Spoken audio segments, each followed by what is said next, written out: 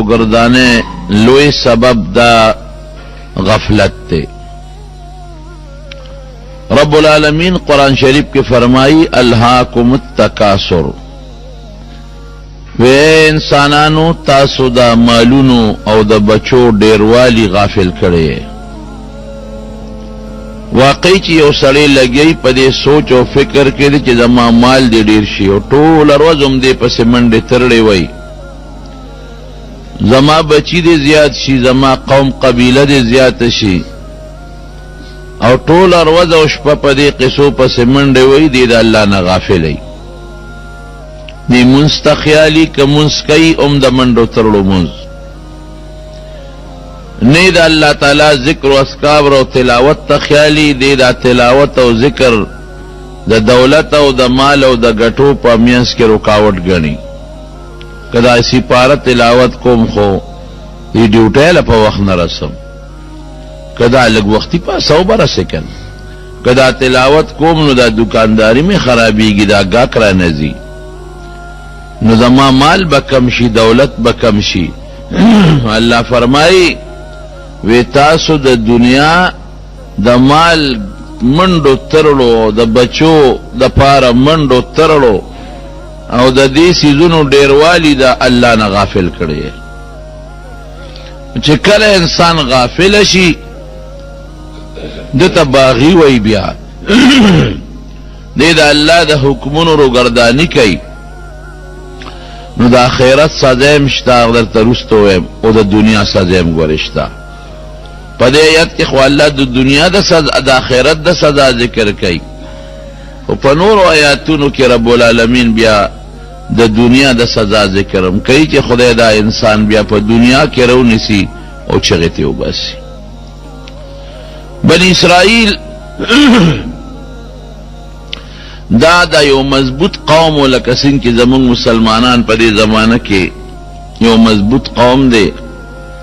دغسې بنی اسرائیل مضبوط قوم تیر شوی دی او ډیر زیاتو، ډیر خواره شوی. دا د یعقوب علیه السلام اولاد دی، اسرائیل د یعقوب علیه السلام لقب دی. دا هغه 12 زامنو د هغې نه الله د هغه د اولاد خور کړی دی، او ډیر زیات پیغمبران بیا د دوی د اصلاح دپاره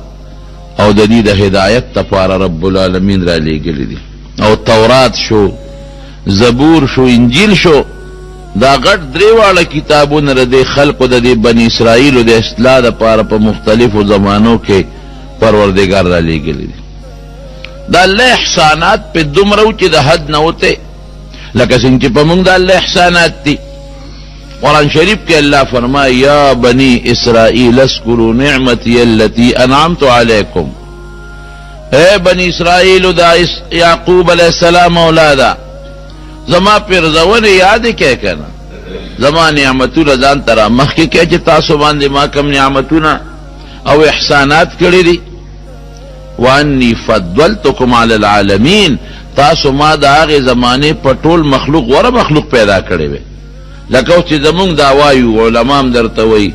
چې دا ټول تاسو زمونږ د نبي علیه السلام امت په ټول مخلوق باندې غوره دي. دا دې لپاره وایي چې تاسو د الله د دې نعمت شکریا ادا کړئ. نو بني اسرائیل د خپلې زمانې چې څومره انسانانو په هغې کې غوره، او بیا نور نعمتونه هم الله ورته شماري چې داسې احسانات مې در باندې وکړل چې د فرعون نه مې خلاص کړی،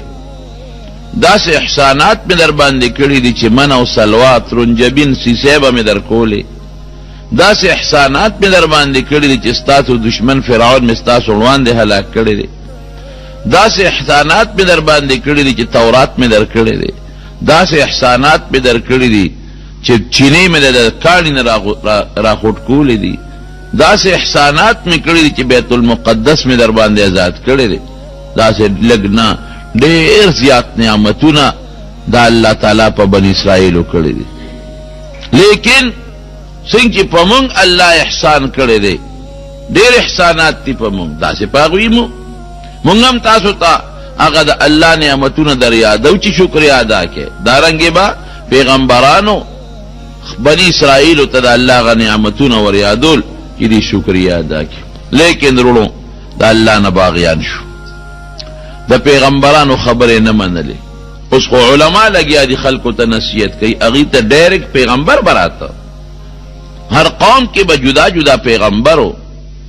او هر علاقه کې به جدا جدا پیغمبرو او په هر زمانه کې به جدا پیغمبرو. په زرګاو پیغمبران په دوی کې تیر شوي دي. هغې به لګیا او دوی ته به نصیحتونه کول چې سم شی ګورې، خو دوی نه سمېدل، باغیان شو. د الله عبادت په صحیح طریقه نه کو. د الله په مال کې چې الله به څه غوښتل هغه په صحیح طریقه نه ورکول. او ګناهونه د وزن د تول کمی، بربنډتوب، نور ګناهونه چې څومره په مختلفو علاقو کې ډاکې دای کول. نو چې انسان دې حد ته ورسیږي او کله باغی شي او د کافرانو پیښې به کولې، لکه اوس چې موږ څنګه کوو. ګورې زه چې دې خپل امت ته ګورم، د نبي علیه السلام د امت ته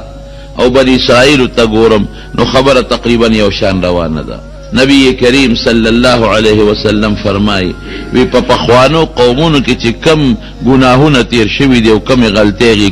کړي دي، وی تاسو به اکوئ. وی که په هغې قومونو کې چې د خپلې مور سره ښکاره بدعملي کړي، نو زما امت کې به هم داسې سړی پیدا کېږي چې د خپل مور سره به ښکاره بدعملي کوي. هغه شی روان دی. اوس موږ هم ګوره دوکې، تېره جمعه مې درته پکې پوره بیان کړی دی، ټګې، درو، مسلمان ته سپک کتل، د کافر د اغیارو جامه، د هغه شکل، د هغه لباس، هغه د عزت جامه او د عزت شکل ګڼل، د کافرو تهذیب خپل تهذیب ګڼل، او د کافرو جن ته ښه ویل، او د هغوی هغه چې کومه زندگی ده هغه زندگی ښه ګڼل، د هغې ارمان کول. ډېر خلک د هغې ارمان کوي، د عیسایانو د انګریزانو د جن ارمان کوي، دقه شی په هغوی کې. نو خدای بیا څه کوي؟ ودرېږه چې کم خلک د خوښ دي او کمو خلکو سره د مینه ده او د کمو خلکو تهذیب د خوښ ده چې هم په هغې دې وواپ. نو خدای یو بادشاه و بخت نصر بابلي، دی د عراق د علاقې بادشاه او دی مجوسی و، اور ته به عبادت کو، دی په الله را مسلط کو. نو په بني اسرائیلو باندې حمله وکړه. ورځې ولا اویا زره کسان یو وخت کې مړه کړل. 70,000 کسان دا په یو ورځ مړه شو. او په کورونو کې ننوتل، د زنانو حیاګانې ولا لوټ کړې، او د کومو زنانو په خېټو باندې چې اولاد و بچیو د مسلمانانو، نو په جندونې ولا خېټې وسیرلې، او هغه بچي ترې راوویستل او هغه په نیزو کې ورکړل، اوچت پې نیولي. داسې چلې ورسره وکړه.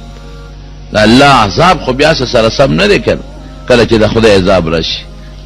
د ښځو حیاګانې لاړې، ماشومان به یې دغسې رانیول او د میندو د پلارانو په مخ کې به یې لالول. دومره ظلم بچا نه کړی لکه دغه چې وکړو چې ښځه رانیسه او خېټه سیره او بچی ترې وباسه، او هغه جمدې بچی په نیزه کې منډه او هغه به رانیسه، او هغه ښځه هغه دقسې پرېږده او ټوپونه به وهل، په هغې کې به تې ساه وتله. حق پیغمبر دغه زمانه کې چې کم پیغمبر و حضرت دانیال علیه السلام، هغه ورته ما درته نه وي چې سم شی، زما خبره نه منله، څنګه شوې اوس؟ په خپل دولت په نشه په غرور کې پراته وې، د خپلو بچو او د قومونو په غرور کې پراته وې، او زما خبره درته اړو څه خبره نه ښکارېدله. زما خبرو پورې به هم ټوقې کول، لکه اوس چې څنګه د ملیانو دې خبرو پورې خلک ټوقې کوي. جنازې له چې خلک لاړ شي، که ملا صاحب لږ غوندې تقریر اوږد کړي، دا خلک وایي یاره ټیم خو پوره دی که نه، وخت پوره دی. ولې د دین خبره دومره په موږ سپکه لګي؟ د دنیا د دین خبره یو ځای کې د دین خبره بیانېږي، موږ وایو مړه د اوزګار دی یاره هر وخت دی لګیا دی خبرې کوي. ولې څه چلو شو؟ ته څه کوې؟ دنیا پسې منډه وې، د دین خبره دومره در باندې بده لګي. دا عالم که درته خبره کوي، خو د الله خبره درته کوي. که دا عالم درته خبره کوي، خو د الله د رسول خبره درته کوي. که دا تبلیغ والا درته خبره کوي، خو د الله او د رسول خبره درته کوي. تا ته خو پیسې خو در نه غواړي او نه درنه مشري غواړي، نو ولې په ظالمه د خدای او د رسول خبرې دې بدې شي؟ دقسې مثال و. هغه دانیال علیه السلام وایي ما درته نه ما پورم ټوکې کول په دغه بچو غاویره وې درته اعلان کړل که نه په دغه ښځو غاویره وې د ښځو نه درته بچي راوویستل څنګه چلې در سره وکړه په دغه مالونو کورونو غاویره وې څه چلې در سره وکړه او داسې ونه کړه یوازې په بیت المقدس ورلل دا بخت نصر بادشاه د عراقي بادشاه او جومات یې ولا ټوټې ټوټې ختم یې کړ او د تورات چې څومره نسخې وې د پخوانو کتابونو اور یې ورته که هغه پکې واچول هغې وسوځو په لکونو خلک یې مړه کړل ښځې ماشومان بچي او اویا زره کسان دی گرفتار کړل لاسونه خپې یې ولو تړل او دی عراق ته بوتلل او یو لوی جیل کې غون ور واچول په دغه جیلیانو کې یو د دوی دا پیغمبر دی حضرت دانیال علیه السلام بیا خو هغه پښتانه وي اوچو سره لامدم سوځي کنه بني اسرائیلو کې یو لک قوم و یو لک 40 زره پکې ګناهګار و 80 زره پکې نیکانو نو الله پر حکم وکړ جبريل علیه السلام ته چې ورشه دا کلې پې واړوه هلاک یې وی الله 80 زره خو پکې لګیا دي ستا عبادت کی دی سره سوکم دی باندې مخکې واړوه په دې نورې رستو واړوه دا ولې الله دا ولې تپوس ته الله نه کېږي خو معلومات دي دا څنګه وی دا 40 زره چې ګناه کوي دا 80 زره ځان له عبادت کې دوی منې کوي نه چې دا ګناه مه کوئ د دین زما په دې خلاف وړه نه دردېږي چې زما دشمني څوک کوي که ردي په زړه دردېدی لږ لاس خو بیا ولې نیولی وی چې وروره مه کوه دا ګناه رستو به بیا په خپل نیت هر سړی پاسي نیک که نیک پکې مړ دی به په نیکۍ پاسي او که بد مړ دی په بدۍ به پاسي خو دې وخت کې ټولو له سزا او عذاب ورکه نو 1000 کسانو کې پړي واچول اتکړی پکې واچول او عراق ته د شام نه بوتله او د شام خشته ځمکه د باغونو ډکې مکمل دا باغونه ولا پرې کړل دین یې ولا ختم کړ مشران یې ولا ختم کړل او دی په جیل کې واچول او بعضې ښځې بوتلې دی ځان له وینځې کړې او بچي بوتل هغې خپل غلامان کړل ګوره د خدای عذاب راغی کولی شي د خدای د عذاب مقابله کېږي نه کېږي خو چې کله قوم د الله نه باغي شو نو بیا به الله په مختلفو شکلونو عذاب راولي که نه اوس هم ګوره یاد ساتئ رونو مسلمان د الله نه باغي دی رو رو بغاوت طرف ته روان دی خدای دې خیر کی یقین کوه زه یریږم په دې چې دقسې عذاب په موږ رانشي خلک د علماو خبرې ته غوږ نیږدي د نیکانو خبرو ته غوږ نیږدي د دین خبرو ته توجه بلکل نه ورکوي نو چې دا څومره مونږ له خدای څومره نعمتونه راکړي دي ما بكم من نعمة فمن الله دا ټول نعمتونه په مونږ د الله دي نو مونږ د خدای دشمنی کو نو خدای به مونږ سره څنګه مینه وکړي ګنټه به ګنټه او ګړی ګړی او قدم قدم مونږ لګیا یو د الله خلاف کو او خدای صبر کوي خو چې کله ونیسي نو بیا نیول بل شان دي او مونږ ته خو مثالونه وښول که نه په دا ازاره کې درته زلزله وښوله نږدې درته وښوله داسې زلزله وه چې په زرګونو خلک پکې په هغه زلزله کې لړمړه شو او غټ غټ بلډینګونه چې لوی لوی بلډینګونه هغه زمیندوز شو یو سړي نه چا تپوس وکړو ستا سال دی وی نورې خبرې پرېږده نور دونه راته مه وایه خو د ماسخوتن چې سملاستېدمه نو د بنګلو د نوکرانو او د کرونو روپو او د جایداد مالکو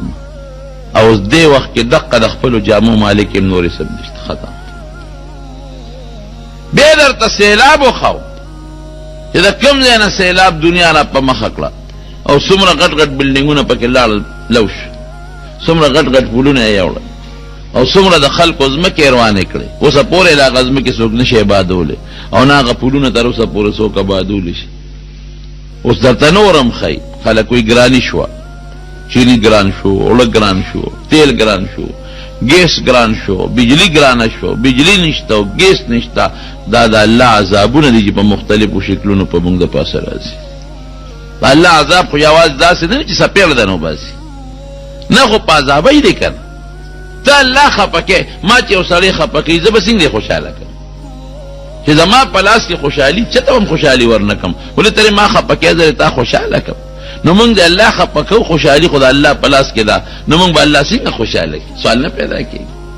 ومقه حالت روان دی مکمل د حضور پاک د وینا مطابق چې کمې غلطۍ بني اسرائیلو کولې نو څنګه چې یو پاڼه د پاڼې سره برابري، پاڼه د پاڼې سره برابر، سپلی د سپلی سره برابر، وی دقسې به دا ګناهونه زما امت هم کوي. هغه دور کې اوس مونږ ګیري دوکې، داکې، دروغ، ټګي، په خپل مذهبي مشرانو بد ویل، د مذهب د ځینو بد ویل، دا زمونږ عادت جوړ شوی او لوی سبب یې څه شی دی؟ د الله نه غفلت. الهاکم التکاثر، مال دې ډېر شي، بچي دې ډېر شي، قوم دې ډېر شي، بنګلې دې ډېرې شي، ځمکې دې ډېرې شي، د الله نه غفلت. دغه غفلت کې مونږ پراته یو. دی ټول بوتلل جنا او یا زره کسان قیدیان دی د عراق په جیل کې ور واچول. چې جیل کې واچول، هغه دانیال علیه السلام دا ټول بنی اسرائیل په دا جیل کې پې ګرځي، په دې بارکونو ګرځي. ما درته نه وې زمام نه منله نو زم ځان سره برباد کړم او تاسو هم غرق شوې. ښځې څه شوې؟ لاړې. لوڼه څه شوې؟ پته هم نه لګي. بچي څه شو؟ پته هم نه لګي. کم دولت او ځمکې وې څه شو؟ ایسم پته نه لګي. نه چا د بچي پته لګي او نه چا د ښځې پته لګي او نه د خدای دې د داسې حالت نه ساتي. هغه ښځې او بچي لوڼه کافرانو سره پراته دي، دی په جیل کې پراته دي. څه پته لګي چې لور کم کافر سره ده او ښځه د کم کافر سره ده، او ښځه مړه ده او که جمدی ده، او لور جمدی ده او که مړه ده، او بچي څه شو؟ زمام نه منل. یاره غلطي شوې ده او به دا ورختې دي. اوس څوک وی اوس الله ته رجوع کې لوی رب ګورې بیا معافي کوي. اوس الله ته رجوع کې اوس وجاړی خدای پاک ته. نو په هغه جیل کې جړه شروع کړه. ګوره بیا دې خدای معاف کوي. عذاب او تکلیف چې کلم راغی او الله ته دې رجوع کړه نو الله بیا هم ګورې خوشحالېږي. په هغې خلکو عذاب راغی، رجوع یې وکړه، الله معاف کړل. مونږ باندې عذاب رو رو شقوار روان دی. دا عذاب هغه قسطونه را باندې روان دي. اوس هم وخت دی که مسلمان الله ته رجوع کړه، ممکن د الله رحم وکړي. نو الله ته رجوع کړه، زاری وکړه، جلاګانې شروع کړې. اتفاق ته ګوره دانیال علیه السلام خو د خدای پیغمبر دی. نو د جیل چې کم حاکمانو او کم داروغه د جیلو او کم د جیل هغه پولیس والا دي، د هغوی په زړه کې د هغه لږ اعتقاد پیدا شو. یاره دا سړی خو ډېر ښه سړی دی. ښه سړیتوب د اخلاقو نه معلومېږي، دا خو ډېر ښه اخلاق دی. دی خو موږ سره په جیل کې هېڅ قسمه دا جیلیان خو کله چې ډوډۍ چې کمه میلو شي جګړه هم کوي که نه. هغه جیل داسې نو لکه زموږ د جیل چې A کلاس او B کلاس پکې و. هغه جیل داسې نو چې پکې دې پکې لګېدلي، پکې کم ځای و. هغه جیل داسې نو چې ډوډۍ دې پکې ورته د هوټلو نه میلاوېږي. څه معمولي غوندې دال مال او څه قصې پسې او څه نوړی ډوډۍ به پکې میلاوېدله. داسې جیلونه نو. الله ته رجوع کړه، الله ته به جړل. دعوت او تبلیغ سلسله مکمل په دا جیل کې جاری وساتله. د جیل دغه حاکمانو په نظر کې چې دا خو نه جلسه کوي، نه جلوس کوي، نه هړتال کوي او زمونږ خدمت کوي په جیل کې دننه. او د جیل صفای په خپله کوي لګیا دي، ټټۍ په خپله صفا کوي. یاره دا خو ډېر نیکان خلک دی او دا مشر چې د دانیال علیه السلام دا خو ډېر نیک سړی دی. نو د جیل داروغه او د جیل هغه مشرانو به په جیل کې لږ ډېر قدر کړو چې دا خدای ته وجړل او معافي د الله نه وغوښته. نو الله رحم راغی، قدر یې رخه د جیل نه مباسم. نو دغې بختنصر بادشاه یو خوب ولید، ډېر خطرناک خوب یې ولید. چې خوب یې ولیده سار راغی د خپل رعیت چې کوم کاهنان او نجومیانو، زمون خو عالمان دي، هغې خو عالمان نو خو بت پرست خلک دی، چې کم کاهنان او نجومیان دي هغې یې راغونډ کړو. ما یو خوب لیدی دی او ډېر خطرناک خوب دی. داسې دی چې ما له خوب نه راځي، اوس وجود نه مې خولې بیږي. ما ته د هغه خوب تعبیر بیان کړي. وی صاحب خوب راته بیان که خوب دې څنګه لیدلی دی؟ وی خوب مې میر دی، خوب نه دی یاد، خو هیبتناک مې لیدلی دی. هغې وی صاحب چې خوب ته مونږ ته بیان نه کړې نو مونږ تعبیر دسو وباسو. ته مونږ ته خوب بیان که نو مونږ به تعبیر وباسو. څه حصه پکې راته خیر دی بیان که نو مونږ به تعبیر وباسو. بادشاه وی خوب مې ییر دی، ما ته به خپل خوب هم یادوی او تعبیر به مو باسې. او که درې ورځې کې دننه م راته دا خوب یاد نه که او تعبیر هم ونه سرمنده نه وباسم. ای بادشاه مونږ تا د خوب نه څه خبر یو؟ ګوره زورور خواره زمانه کې شته که نه. مونږ ستا د خوبه څه خبر یو؟ ته خوب وایې مونږ به تعبیر. وی تاسو باندې چې دا دومره پیسې زه لګوم او علم نجوم درته ښیم او تاسو کاهانت زده کوئ کاهنان هم کې کړئ او سحر زده کوئ نو تاسو خو دعوې کوئ کنه چې مونږ ته د غیب علم دی سبا چې څه کېږي هغه مونږ درته ښایو نو دا د غیب علم چې تاسو زده کړی دی ما ته زما خوب بیان کړئ کنه زما پیسې مڅې غر کې کړئ په ما اسې سکولونه او مدرسې جوړې کړې دي دا کاهنان ګورې اوس هم دا د غیب دعوې ماوې کوي د اخباراتو کې کله کله زه د اشتهارات وینم نو خندام راشي او خپم شم د مسلمان پر حال له خفګانم راشي وی راشي مونږ سره ملاو شي انعامي باند نمبر درته خایو راځي که نه راځي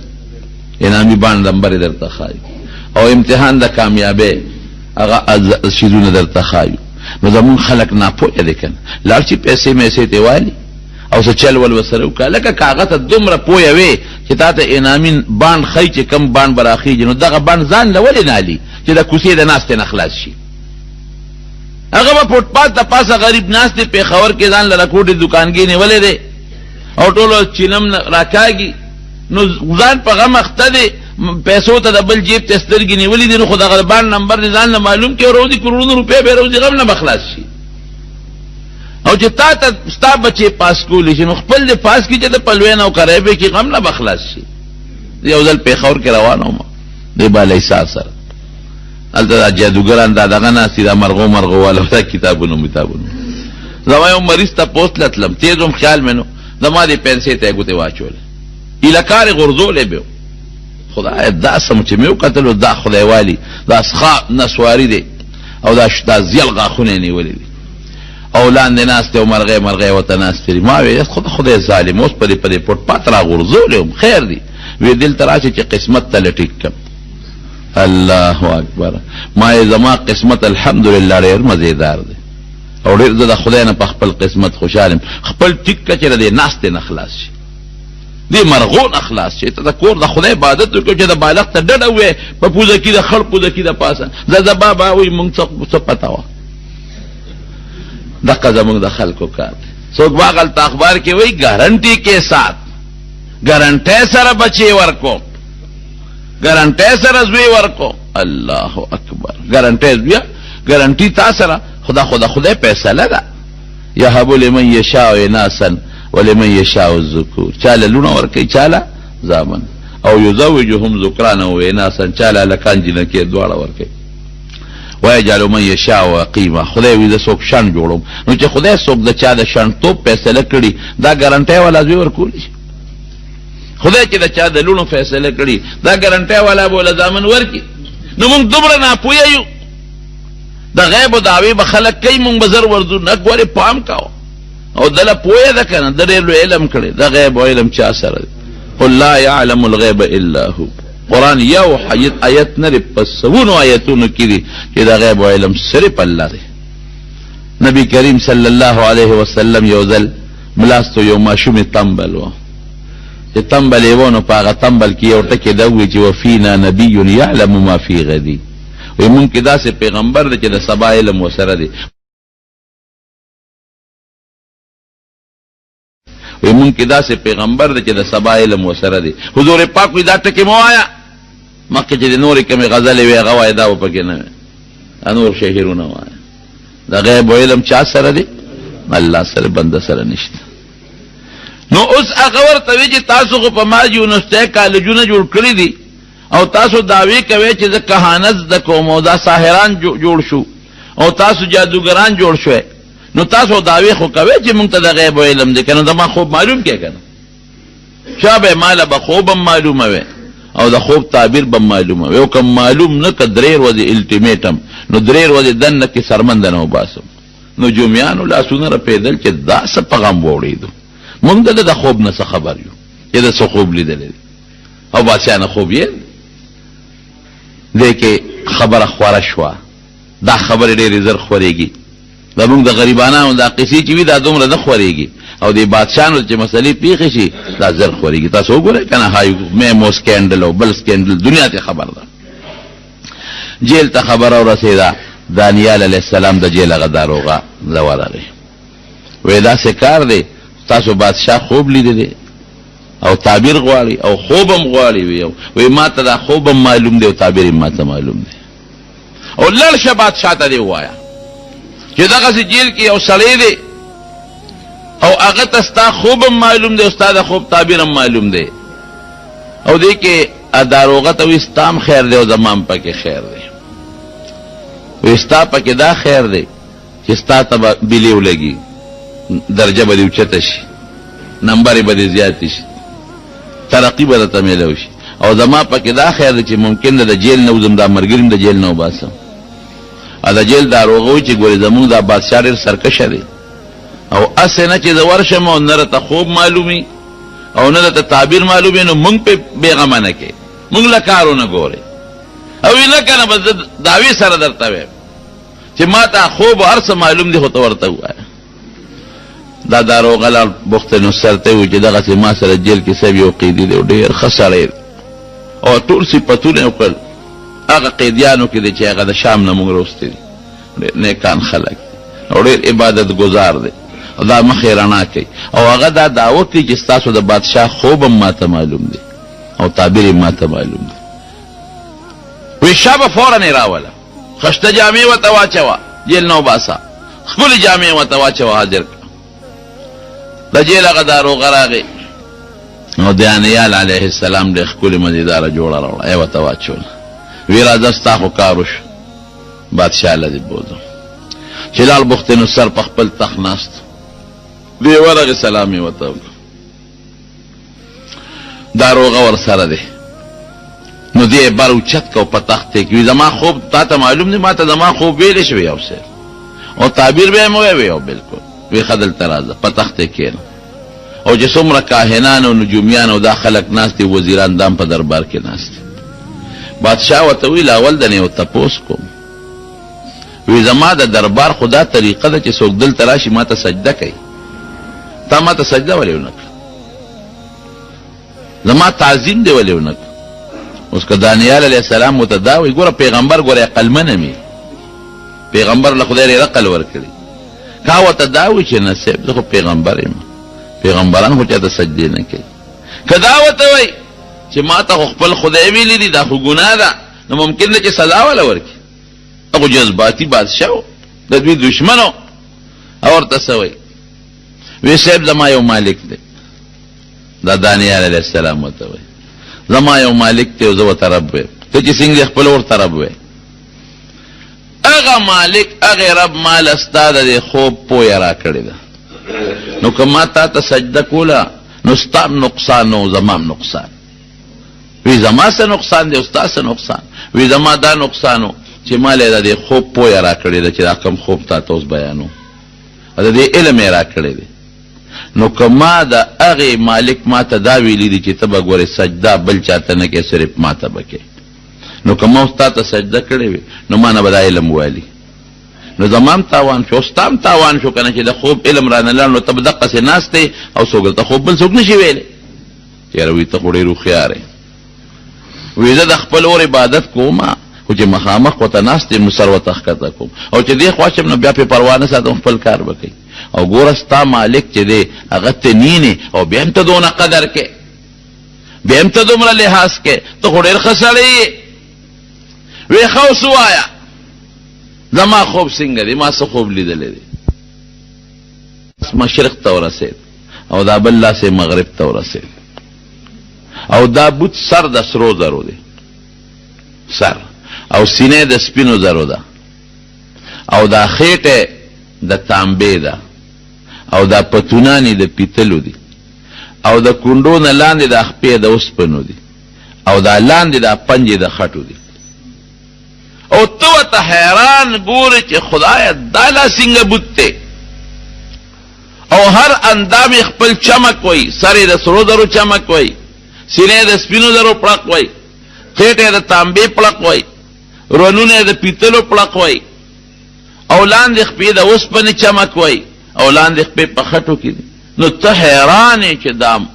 نقش و نگار والا خشته بوت دا دومره غټ بوت او دا لاسونه مشرق مغرب ته رسېدلې او عجیبه دا ده چې خپې د خټو دي په خټو پخپو څنګه ټینګ ولاړ دی وی ته په دې سوچ او په دې فکر کې چې دې کې د بره نه یو غټ کاڼی را پرېوته د دې بوت په سر باندې د اسمان نه یو کاڼی راغی او دا بوت یې وو او چې د دې بوت دا سر سنگ او نو دې ایره که ختمه که د دنه یو وجود جوړ شو اغه سره سپین تانبا پیتل اوسپنا ټول ویلی شو یو وجود ته جوړ شو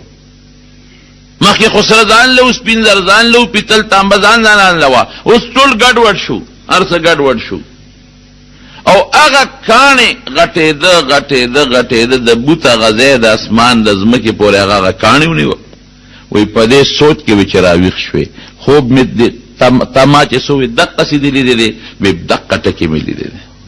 الله اوس مهرباني وکما دې تعبیر بیان وی څه فرق خو نشته چې ما درته سوې د دې خوب تا چې سلی دي وی چې ما سنگ لیدې پورا ټک پټک تیرا ته دقه سي خوب وي ما نه یې را یاد دې کړه اوس تعبیر راته وای اوس به ته چې د غیب او علم خو ما سوا د الله نه بل چره نشته نو دا دانیال علیه السلام د خوب نه خبر شو نو پیغمبر تم ګوره د غیب او علم نشته دا په طریقه د معجزې وته خدای پاک بازي سیز او خی بازي وته نه خی لکه دا بداغه مثال درکم معجزه څه ته وای حضور پاک مبارک دا معجزه و چې په خوراک کې به برکت پیدا کېده د دریو کسانو خوراک کله 300 کسانو خوړلې دي دونه برکت په پکې لیکن کله کله اور وزنار دی او په خېټه کانی تړي معجزه د انسان د پیغمبر په اختیار کې نه هغه د الله په خوخه ده چې الله کله غواړي نو معجزه ښکاره کوي او چې الله کله نه غواړي نو نه ښکاره کوي کله اور وزنار دی ډوډۍ نشته او کله د 2 کسانو د 3 کسانو د یو جام پيو نه 300 کسان مړیږي نو معجزه د پیغمبر په اختیار کې نه ادا چا په اختیار کې الله چې الله کله غواړي صادره کی چې وینه غواړي نه صادره او علم د عالم په خپل اختیار کې لکه مثلا زما د سیکلو د پنچر د جوړولو علم دی نو د شپیم پنچر لګولې شم او دروازم لګولې شم او سارم لګولې شم او ماخامم لګولې شم هغه زما چې ترسو ملاستیک نو دا علم زما شته نو دا پیغمبر کدا خبر ورک نو دا د معجزې په بنیاد پیغمبر له معجزې الله وتعالى کې واچول هغه خبره ورک دا معجزه ده دا سه نبی کریم صلی الله علیه وسلم ډېر پیشن گویا ورکړي دي سبب داسي کېږي بلوز بداسي کېږي خو دا معجزې په بنیاد کله چې خدای غواړي نو دا خبر ورکړي کله چې خدای نه غواړي نو نه ورکړي بی عائشه صدیقه رضی الله عنها په یو سفر کې و د حضور پاک سره او دا غي نامل رک شو خلک ورپسې ګرځیدل عمل نه پیدا کېد نماز وخت شو او بنشتا خلق رال حضرت ابو بکر ته وی دا ګور دا عائشه استاد لور دلاسا خلق په لوی مصیبت کې پراته دي دی عمل رکړي او خلق اوس عمل پسې ګرځي او نبی رسول سلام دا غي په طلب کې صحابه ګرځي او بنشتا اوس بس کېږي نو ابو بکر راغی عائشه صدیقه بده ده کې والا او نبی رسول سلام دا غي په پتون سره خو ودو او اذا لقيدين نشم کلقم هو نبی رسول سلام راوي خيږي وی تا استاد لا خلق ایثار دي او بنشتا نو بیا خدای د تیمم آیت نازل کړ چې او بنی تیمم بوه لیکن عمل پسې ګرځیدل عمل نشتا چې اوخه پاس او د اوخلان د عمل پروت نبی رسول الله ته پته نه لګیږي چې د اوخلان د عمل پروت دی خلق ورپسې ګرځي ولی دغه وخت خدای پاک وته د علم ور نه قبل وخت ولا خدای د علم ورکي نو کله چې وغواړي الله نبی علیہ السلام تلکونو اربونو سیزونو علمونه ورکړي د مستقبل درستو زمانه خدا د معجزې په بنیاد معجزه د الله په اختیار کې چې وغواړي خبر ورکي چې نه غواړي نو خبر نه ورکي او کله غیب علم نو بیا خو پارسه به خبردارو هر وخت به خبردارو نو دانیال علیہ السلام چې ورته کله دا خوب بیان کړ بادشاہ بخت نصر پوه شو خو دا خو واقعي پوه سره دي ما خوب وی شابه تعبیر راته وایا وی دا تا چې کوم بوت لید دا د دنیا قومونه دي د بوت په شکل تا ته خدای پاک خو دا سر دا سرو زرو سر چې تا د بوت لید دا ستا عراقي قوم دی په زمانه کې د عراق قوم ډېر متمدن دا ستا قوم دی او نن په ټوله دنیا کې ستا د سر حیثیت ته ستا قوم د سر حیثیت ته لکه امریکا چې نن د سر حیثیت لري سپر طاقت ته بیا ورپسې دا سینه چې دا بل قوم دی دا ستانه لاندې ستانه پس به د دې قوم حکومت په ټوله دنیا راځي دا بسو کی دا به ترکیه نه دا غوی دغه شکلونه دي ورپسې لاندې بیا تانبه ده، دا د سرو خلقو د سور قوم نشان دی. دینه پس بر هغه خلق سپر طاقت جوړیږي، دا غي بادشاہي برازي. او بیا لاندې پتونان د پیتلو دي، زیال قوم چې کم مخونه زیال دي په دنیا کې، دا غي حکومت برازي ابا سپر طاقتي. او بیا لاندې د خپې توري دي د تورو خلقو، لکه د نایجیریا والا، د سودان والا، حبشه والا، د دې خلقو دا به سپر طاقتي، دا غي بادشاہي برازي. او لاندې دا چې کمې پنجې د خټو دي، نو بیا به اخره کې د ښځو حکومت راځي، ښځه به بادشاهي او کمزوري حکومت به وي. هغې ته اشارت دی. او چې دا کمکانې په سر را پرېوته او دا قومونه او طاقتونه یې دړې وړې کړل، دا د آخرې زمانې د پیغمبر مثال دی. دا ټول قومونه او طاقتونه به یو شان کې راغونډ به کړي، هغې کې به بیا د تور او سپین تمیز نه. اوس خو ته زما قوم سور قوم دی، د دې بادشاهي ده. د امریکا کې یو زمانه کې همدغسې وه، د تور او د سپینو منځ کې جنګ و. سپینو به یې مونږ غوره یو، تورو به یې مونږ غوره. اوس هم د قومیت په بنیاد یو قوم وي زما قوم او بل وي زما قوم. دا قومیت صرف د معرفت دپاره دی. نو نبی علیہ السلام مبارک مثال د کاڼي دی چې راشي د دنیا دا ټول قومونه او دا تهذیبونه دا به ختم کی، دا به یو شان شي. او د دې بت په ځای به د نبی علیہ السلام دا سلطنت او د هغې حکومت او د هغې خلافت او دور دنیا به ډکه کړي. دا یې د خوب مثال همدقسې وشو. نبی کریم صلی الله علیه وسلم چې خدای پاک دنیا ته راولېږه، نو ټول قومیت او د قوم فخرونه ختم کړل. اعلان یې وکړه د عرفات په میدان کې، وی خبردار ای خلکا، وی د قومیت او د مال دولت په بنیاد لویی دا نن زما د خپو لاندې پرته ده. که فضیلت حاصل ته انسان ته، نو په تقوا په پرهیزګارۍ حاصل. لا فخر لعربي لا فضل لعربي على عجمي ولا لعجمي على عربي ولا لأبيض على أسود ولا لأسود على أبيض إلا بالتقوى. دا عربي په عجمي او دا عجمي په عربي ایس فضیلت نشتا. دا تور په سپین او دا سپین په تور ایس فضیلت نشتا. که فضیلت او بهتری دا هغه په تقوا ده چې څوک د الله نه زیات پرهیز کوي، یریږي او په زړه کې تقوا پرته ده. دا خدای په نزد د لوی درجې خاوند دی. بلال حبشي دی ولې نه تک تور دی درنګ تور. او د نبی کریم صلی الله علیه وسلم فرمایي وی چې کلم ز جنت ته تلیم کلما لفظ دی ګوري په حدیث کې، نو ما بلال استاد پیزار قدم خپل ځان نه مخ کې اورېدلې دي، ګرځي پزمکا او د پیزار قدم د نبی علیہ السلام نه مخ کې روان دي. نو زموږ د طالبان دلته سوال کوي، وی دی خو خادم دی، خادم خو وروسته روان دي، دا د نبی علیہ السلام نم دی مخ کې شو چې आवाज مخ کې د پیزار اورېدلې کېږي. وینه خادمان دوه قسمه، یو هغه چې هغه د بادشاہ نه مخ کې رواني، لار ورته برابرې، میدان ورته صفا کوي، دا هغه خادم دی. نو خدای څونه بهتري ولا ورکړه. د حضور پاک مؤذن او بانګ ویونکي او یو ځل ورته نبی علیہ السلام فرمای مسکی او خندل به اوسه خوش طبیع به کوله، صحابه سره خوش طبیعته کړي. وی بلال استاره جنت خزمالی دی دا دې سب څنګه دی لیدل؟ یو جنت کې روانم، یو اعلی محلو، دا محل په خوا کې یو خشته ولاوه او پاغه یو خزه او دس مخینځه. نو چې په مخ به وبواچولې، نو هغه به او به واپس د داسې پریوتې لکه د ملغلره چې لاندې غورځېږي. نو ما د جبرئیل علیه السلام نه تپوسو کو چې دا محل د چا دی او دا خزه څوک ده؟ نو هغه جبرئیل علیه السلام په خپله ته تپوسو کا. نو ما د هغې نه تپوسو کو چې دا محل د چا دی او ته څوک یې؟ وی دا ستا یو امتي دی بلال ابن رباح، حضرت بلال دا د هغه محل دی او ته څوک یې؟ وی زه هم د هغه په انتظار شپې ورځې تېروم اړوم رالم. دغه رنګ حضرت عمر فاروق رضی الله عنه محل هم لیدلی دی، هغه ته مې ستا محل مې هم لیدلی دی. او زړه مې وشو عمره چې ستا دې محل ته ورننوځم،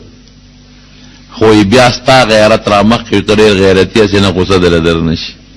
حضرت عمر اجعل ابکا غارو یا رسول الله، زه په تا غیرت کوم چې ته ورننوتې وې، خو زما دپاره به دا ډېر لوی فخر او برکت. نو ابو لهب تک سپین خشته ښکلی، ابو جهل د قوم سردار، عتبه امیه د قوم سرداران تقوا پکې نشته، ایمان پکې نشته، جهنم خشاک. او بلال تکتور صہیب او دارنګې دا سلمان او دا خباب دا غلامانو، لیکن تقوا پکې دا نو د جنت سرداران دي. نو نبی علیہ السلام مبارک ذات پت ختم کا دا په هندوانو کې شته، دا چوت قوم دی او دا فلان کې قوم دی او دا فلان کې قوم دی، دا قوم به بادشاہي کوي او دا به بادشاہي نه کوي، نه دا پکې نشته. اسلام د رنگ نسل د قوم تفریقه مکمل ختم کړه. که فرق دی او بهتری ده هغه په ایمان په اسلام او په تقوا باندې ده. نو جناب داوی د نبی علیہ السلام مثال شو. نو بخت نصر څه چلو؟ بخت نصر هغه ته وایا اوس به داسې مهرباني به وکړې چې ته به زما وزیرې. دانیال علیہ السلام ته تعالی خو خدای ډېره پوهه درکړې او ډېر عقل یې دله درکړی دی، ته ما نه به لا بار کېږې نه، ما سره به ته وزیر وزیر او نور مطالبه وی زما قوم جیل کې پراته دی، وی دا به عزت سره خلاص کم، بالکل عزت سره. او وی زما د قوم لونه او زما د قوم خویندې هغه ستا د سپایانو د فوج په غلامۍ کې دي، وی بالکل به خلاصې وی، دا به راخلاصې کم، ستاسو بچي به هم آزاد کم، او د چا چې کم بچی دی هغه د عادي بوزي، او د چا کومه ښځه ده او ته به ما سره وزیرې. وی نه صاحب زما بله مطالبه ده، زه به ستا د سلطنت لاندې وخت تېروم، خو ما به خپل شام بیت المقدس ته لیږي چې زه خپل علاقه آباده کړم. ډېره ښه ده. او مغه شام یې واپس وله ورکړه، هغه بیت المقدس واپس وله ورکړه، هغه ښځې بچي لونه چې کوم غلامانو په عزت ورته واپس میلو شو، خو سزا خو یې وسکله که نه؟ الله سزا ورکړه، خو چې بیا الله ته جړو فریاد وکړه، انابت الله راغی، الله ته جړو فریاد شو، نو الله بیا معافي وکړه. رونو دقه دور روان دی. ګوره د خدای د عذابونو مختلف شکلونه په موږ د پاسه را روان دي. دا ګرانی ده او دا بیماری ده او دا ماشي دی او دا فلانکې وایرس دی او ډینګي وایرس دی او دا فلانکې دی او فلانکې دی او فلانکې دی. دا ټینشن موږ له دماغو کې جوړ دی، دا سوچ او غلط فکرونه سوچونه زموږ په دماغو کې پراته دي، دا موږ د خدای نه لري او خفه کېږي. یو صرف موبایل باندې چې څومره ګناه کېږي په موبایل، یقین کوا که 100 کاله مخکې په سینما کې په بربنډو فلمونو دونه ګناه کېده. سینما ته به یو 100 کسان تلل، دونه به نه تلل، د کلي نه به یو 2 کسه لاړل او یو فلم به مثلا وکتل. سینما کې به یو 1500 کسان ناستو، فلم به وکتل، لږ کسان به تل، بېدینه کسان به هر سړی به نه ته. او راشه نن وګوره موبایل کې یو کارډ واچي، څه ورته وایي هغه شي ته میموري کارډ، پکې ور واچي، او په سوونو بربند فلمونه در سره په بلستن کې پراته دي. بچی نه ته خبرې سره په بلستان کې پټ کړې، ته خو یې غني زمودیم او بچی می موده دي او هغه بربند فلمونه ګوري، خزي ګوري، جنکه ګوري، الکانې ګوري. نو په دې دومره لوی ګناه به د خدای غصه په جوش کې راځي که به نه راځي؟ مونږ وایو ګراني شوه، بجلی نشته او بیماری شو، کینسر شو، پلانکی بیماری، ورپسې نور هم را روانې دي. د خدای نه مونږ لري یو که نه؟ یو موبایل باندې څومره ګناه، یو کمپیوټر مهرباني وکړه د بچو د کمپیوټر هغه څیزونه وګوره چې کوم کې هغه څه ورته وایي محفوظ کوي، څه ورته وایي شی فولډر وګوره چې هغې کې هغه څه محفوظ کړي دي، څه پې ګوري. زما بچي انټرنیټ لګولی دی او زما بچي انټرنیټ لګولی دی او په هغې باندې د پلانکې یونیورسټۍ کتابونه ګوري، سټډي کوي. او زما بچی انټرنیټ لګولې دی او د پلانکې کالج او د پلانکی د دنیا په ګوري او نوې تجربات په کوي. تجربې مجربې نشته، د نزان خبر کا څه په ګوري. مونږ ته خلک الوی کنه مونږ خبرېږو، مولیان ارسه نه خبرېږي. د نو ګوره چې ستا بچي په کمپیوټر څه ګوري، تا ته په څه باندې کمپیوټر پته اغشتې دی او تا باندې انټرنیټ په څه بنیاد لګولې دی او کوي په څه دننه هغه شی وګوره کنه هغه لګوندې او الکانم په الف لام دي هغه پکې هغه دغه نمبر خپل ورکړي د خبر شوی ما چې بل څوک یې ګوري نه کوډه ورکړي. دا د جلا مقام دی. اے د پیغمبر امتیه، اے د خپل پیغمبر امتیه، اے د لوی الله د خپل خدای خشته بنده په کوم طرف روانه د خدای باغی شوي د پیغمبر باغی شوي د قرآن باغی شوي دا دومره تکالیف چې زمونږ پیغمبر علیه السلام او صحابو تیرول د دې لپاره تیرول چې تا نه به دا مسلمان جوړېږي هغه دوکوټګي په خپل دا شی به نه جوړېږي نن جنکې لکان ټول یو شان ته په دکانونو کې ځای بس به یو شی وړو په 15 روپیا ورکوا او د دنیا فلمونه درته اچي او د دنیا بر بنټوب په ګور ته د خدای نه یریږي د خدای د قهر نه ته بالکل نه یریږي دا سیلاب نه دی عبرت وانه غشته ای زلزلې نه دی عبرت وانه غشته دی ګرانو نه عبرت وانه غشته مولا درته خبره کوي در باندې بوج دی تبلیغ والا غریبانان درته لګیا دي در باندې بوج دی خدای له دلته کې بلی مړ هر وخت لګیا دي صاحب لای را وګونه را لستل کړل دغه شی چې وخت نیولې د پاغې نستل کېږي دا ممدق الهاکم التکاثر الله وی دا خو دنیا سزا ده وی د مال ډیروالی د بچو ډیروالی غافل کړي حتی زرتم المقابر اے دنیا کې به ارس تیر شو مقبره لا بده کا بنه ده قبرونو ملاقات وکي نو بیا بال تسی کلا سوف تعلمون ثم کلا سوف تعلمون پوی بشه وی نور تفصیل لتنوي خبر بشه کلا لو تعلمون علم اليقين لترون الجحيم دوزخ پر تخکارش ثم لترونها عين اليقين ثم لتسألن يومئذ عن النعيم تپوس بدن کیږي دا مال می دې درکړو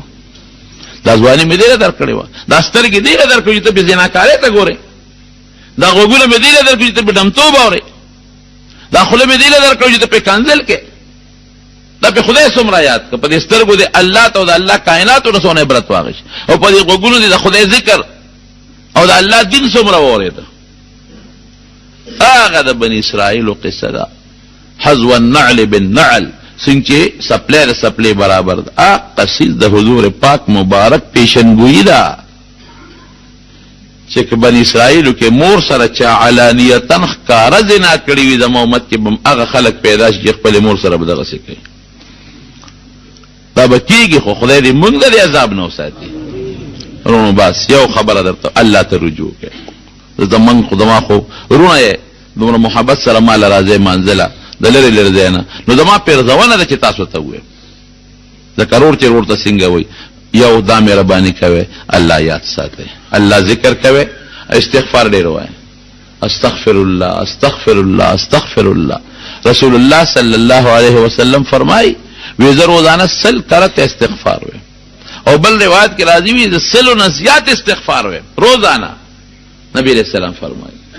استغفار کې سو کوئی ما كان الله ليعذبهم وانت فيهم وما كان الله معذبهم وهم يستغفرون وی نبی علیہ السلام ته الله وی ترسو ته موجود دي په خلق عذاب نه راوړي دا عذاب د پاره ستا وجود دفاع ده او ستا نه پس دې استغفار او عذاب په نه راوړي استغفار وای استغفر الله الذي لا اله الا هو الحي القيوم واتوب یا استغفر الله من كل ذنب واتوب الیه کدانی و استغفر الله استغفر الله استغفر دا یو ټکی خدای ته یاد دی دا ډیر وای دویم تلاوت د قران شریف کوي ذکر اسکار کوي نیکان او خلق سره عالمان سره خپل تعلق پیدا کړي او د دین په خبرو متنګيږي که مقبره کې وي که په جنازه کې وي که په صلح کې وي که جمعه